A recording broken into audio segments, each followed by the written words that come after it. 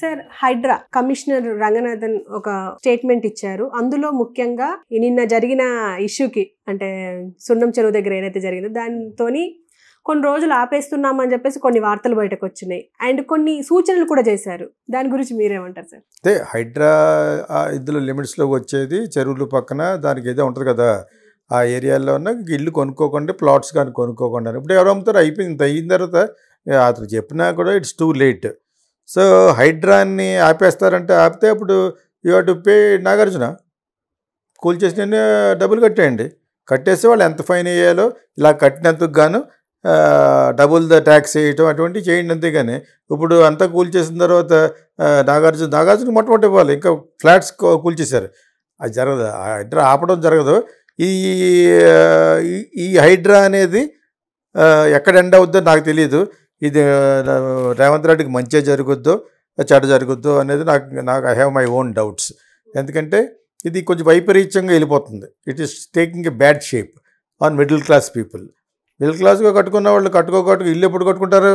ఇల్లు ఎప్పుడు కొనుక్కుంటారు? ఫ్లాట్ ఎప్పుడు కొనుక్కుంటాడు? వాడు బాగా సెటిల్ అవ్వాలనుకునేదంటే ఫస్ట్ చేసేది ఎవడో ఈ రోజుల్లో ఫ్లాట్ కొనుక్కుంటాడు, ఇల్లు కొనుక్కుంటాడు, స్థలం కొనుక్కుంటాడు. ఎక్కడో దూరంగా ఉన్న స్థలాలు ఎందుకు కొనుక్కుంటాడు? లేకపోతే కూతుర్లు కట్టేద్దామని చెప్పేసి కొనుక్కుంటాడు. నాకు తెలిసిన జీవిత సత్యం ఇదే. ఎక్కడో ఎందుకు కొనుక్కుంటాడు? ఈ పిల్లలు పెద్దవాళ్ళు అయ్యేటప్పటికి అది పెరుగుద్ది. అది ఆ 2 స్థలాలు ఈ అమ్మాయికి, 2 స్థలాలు అమ్మాయి అలా కొనుక్కుంటారు. ఆ అమ్మినాడు ఎవడు ఇటువంటి వాటిలో బఫర్లో జోన్లో ఉన్నదో అమ్మేశాడు అనుకో, వీడు ఏం చేస్తాడు? వీడికి మీరు ఏదైనా దారి చూపించిన ద్వారా చెయ్యాలి. అదే దారి పెద్దవాడికి చూపించాలి. నాగార్జునకి చేస్తూ 100 కోట్లు కట్టు, ఇప్పటి వరకు సంపాదించిన దాంట్లో 1000 కోట్లు ఉంటుందట, అందులో 20% కట్టు మాకు కట్టి ఇప్పుడు ప్రజెంట్గా నీవు ఓన్ చేసుకోవాలని కట్టునేమో. పెద్దవాళ్ళందరూ కట్టుందరు. అప్పుడు పర్పస్ సర్వ్ అవ్వట్లేదు కదా. హైడ్రా యొక్క మెయిన్ ఉద్దేశం ఏంటి? చెరువులను మళ్ళీ బ్యాక్ టు పూర్వవైభవం తెచ్చి ఈ నీళ్ళంతా అక్కడికి వెళ్ళే ఉద్దేశంతో హైడ్రా గాన్ని పెట్టుంటే అప్పుడు ఆపకూడదు. రామోజీ ఫిలిం సిటీలో కూడా చెరువుల పక్కన ఒక చెరువు కొనేసాడు ఆయన. ఆ చెరువుకి ఎవరిని వెళ్ళనివ్వడు. పబ్లిక్ కోసం పెట్టిన చెరువులు అయినాయి. చాలా బాగుంటుంది అది.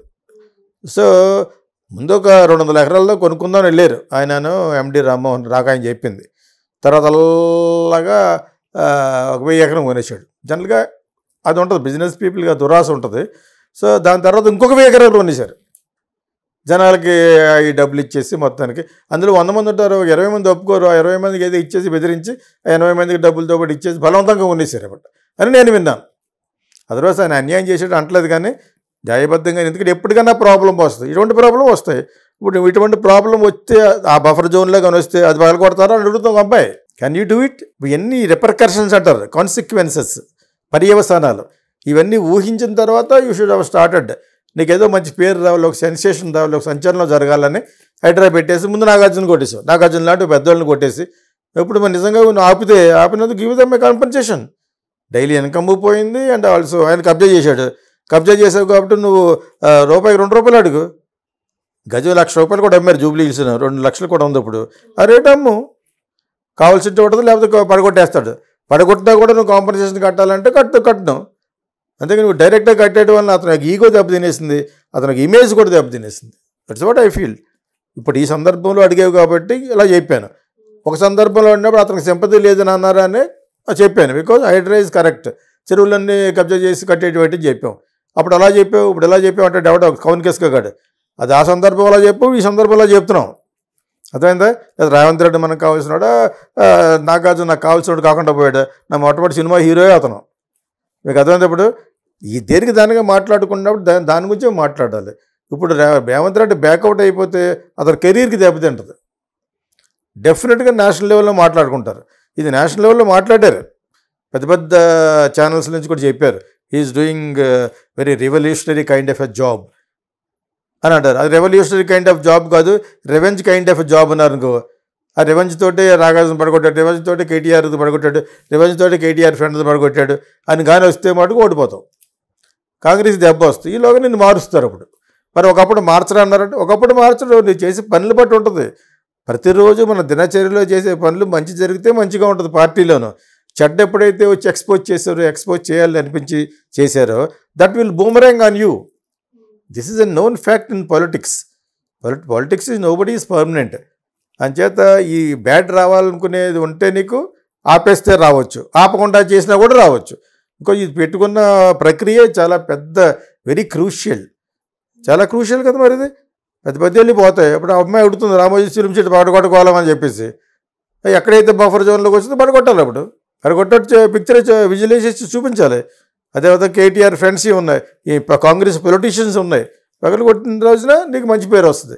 కానీ అయినా కూడా చెడ్డ పేరు రావచ్చు. ఎందుకంటే పెద్ద పెద్దవాళ్ళు చాలా, ఆడెవడ చెప్పే కదా 6 అన్నవాడు గోడ నడుస్తుందా అమ్మాయి, వెళ్తానే ఉంది పాపం అమ్మాయి, ఇక్కడికి ఎవరు రాలేదు, వేరే ఛానల్స్ అంటుంది. కరెక్టే, అది ఎవరిది కేటీఆర్ ఛానల్. అది నేను 2-3 సార్లు ఎందుకు చెప్పానంటే వీళ్ళు అలా చూపించడం అంటే చాలా బాగా నచ్చింది నాకు. గోడ వెళ్తూనే ఉంది, అది గోడ కట్టేసాడు, అది లోపలతో కబ్జా అట. 6 అంటే అంతా ఉంటుంది, ఆ వెంకటస్వామి కొడుకులదా వాళ్ళు ఏముంటుంది యాక్చువల్గా. సో నేను నాకు ఎగ్నెస్ట్ ఏం కదా అమ్మాయి చూపించింది చెప్తున్నాను. మనం ఎందులో చెప్పి ఎవరికి ఎగ్నెస్ట్ కాదు, ఎవరు ఎక్కడ అలు అంటే అలు ఉంటుంది తప్పితే వాళ్ళతో వైషమ్యాలు ఎందుకు ఉంటాయి. ఇంక్లూడ్ నాగార్జునతోటి ఎందుకు ఉంటుంది. ఎప్పుడో 34 ఏళ్ళ క్రితం సినిమా చేశాను అంతే అతనికి. కాకపోతే అతనికి వచ్చిన ఇమేజ్ ఎలా ఉంటుంది, నాకు వచ్చే ఇమేజ్ కూడా నేను చెక్ చేసుకుంటాను. సోషల్ మీడియాలో నేను ఇలా ఇంకా మంచిగా మాట్లాడుతానంటే 10 మందిలో 5 బాగా ఆడుతారు, 5కి వాళ్ళ సొంత వాళ్ళతో మాట్లాడాను కాబట్టి సొంత వాళ్ళ గురించి వాళ్ళు హర్ట్ అవుతారు. మనకి మంచి ఎలా వచ్చేస్తుంది రాదు. బట్ ఫైనల్గా there is one day comes where what I'm talking is correct or not అనేది దే విల్ అండర్స్టాండ్. నిజం నిలకడమే తెలుస్తుంది. అదే అంటారు నిజం నిలకడమే ఏం తెలుస్తుంది, నాగార్జున గురించి తెలుస్తుంది, మన రేవంత్ రెడ్డి గురించి కూడా తెలుస్తుంది. నువ్వు మొదలుపెట్టేటప్పుడు you should have thought about this consequences. నువ్వు ఈ పర్యవసనాల గురించి ఆలోచించవలసింది. నువ్వు డెఫినెట్గా పీక్ మీద కత్తి పెట్టుకున్నాడు. ఇది రంగనాథ్ అన్నాడు రమ్మంటే రంగనాథ్ పిల్లలు ఎవడు రమ్మన్నా వస్తాడు. ఎనీ అడ్మినిస్ట్రేటివ్ ఆఫీస్లో చదువుకున్నా కూడా ఎవడో ఐఏఎస్ కానీ ఐపీఎస్ కానీ రమ్మంటే ఎక్స్పీరియన్స్డ్ పర్సన్ కావాలంటే వస్తాడు. కొంచెం ధైర్యంగా ధైర్యం ఏముంది, అతని మీద ఎవరైనా వస్తే జనాలు పోలీసులు వస్తారు, సైన్యం వస్తుంది. అంతే తప్పితే ఒక ఆఫీసర్ చేస్తుంటే అతన్ని ఏం చేయరు. పోలీసులు 100-200 మంది వెళ్తాడు, అతనికి ఏం భయం ఉంటుంది. యాక్చువల్గా ఎనీ ఆఫీసర్కి ప్రివిలేజ్ ఇది. ఇలా చేయటం అనేది ఒక మంచి పేరు వస్తుంది దానికి. రేపు పొద్దున ఇంకా గవర్నమెంట్ వచ్చి కొలిది అతనికి మంచి డేరింగ్ జాబులు వచ్చినప్పుడు అతనికి ఇస్తూ ఉంటారు. అతనికి actually it's very good opportunity for mister Ranganath. అంచేత అతను ఇప్పుడు కొనుక్కోవద్దు, ఇక్కడ కొనుక్కోవద్దు, ఈ మాట ముందు చెప్పాలి మీరు. వీఆర్ కమింగ్ అలాగని చెప్పి అతను దెబ్బ అయిపోయాడు. కేటీఆర్ డబ్బులు తినేసాడు. దెబ్బ అయిపోవడంతో పాటు మేసిఫైడ్ మోహన్ బాబు కుదురుతో చెప్పాలండి అని, they massified so much of wealth.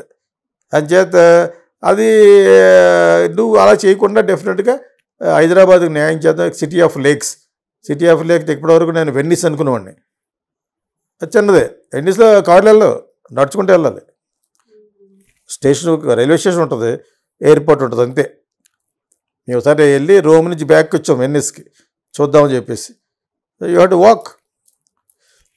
దీన్నే ఫుల్గా సెటిల్ వేసి తీసాడు సంజయ్ లీలా బన్సాలి, మన రిషి కపూర్ కొడుకుని పెట్టి ఫస్ట్ సినిమా సావరియా అని. That's full of Venice. అలాగే ఇది సిటీ పెద్ద సిటీ, వెన్నిస్కి 10 రెట్లు ఉండే సిటీ కాబట్టి ఆ సిటీ ఆఫ్ లేక్స్ అంటే నాకు మొన్నటి తెలియదు. నాకు హైదరాబాద్ సిటీ ఆఫ్ లేక్స్ అని అన్ని లేక్స్ ఉన్నాయట.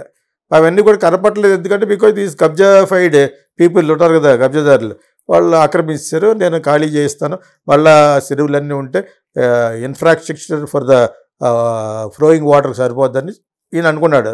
నిజంగా అదే మంచి ఉద్దేశంతో చేశాడా, లేదా కేటీఆర్ చాలామందికి ఫ్రెండ్షిప్ అయిపోయి వాళ్ళందరికీ చేశాడా, వాళ్ళ గురించి చేశాడా అనేది people of Hyderabad, people of Telangana must judge.